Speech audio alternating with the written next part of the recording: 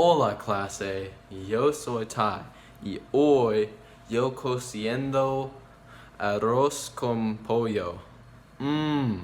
Muy bien. Cozo el pollo en mucho agua con apio y sal y no congele. Cuando el pollo es terminando, saque el pollo y enfríelo.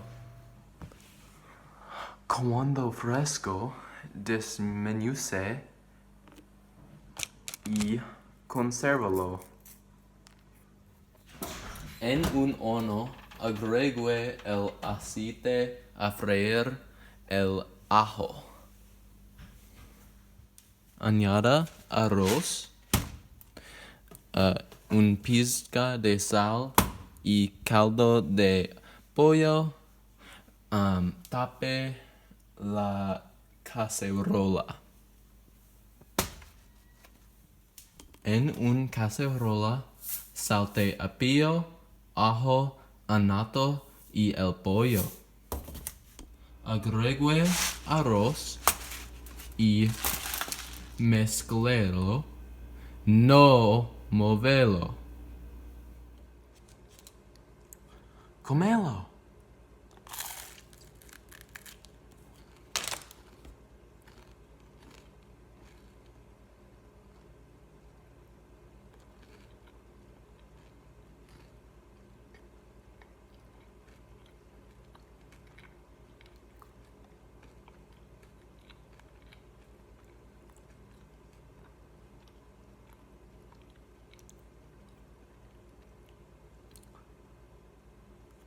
Muy bien. Adiós.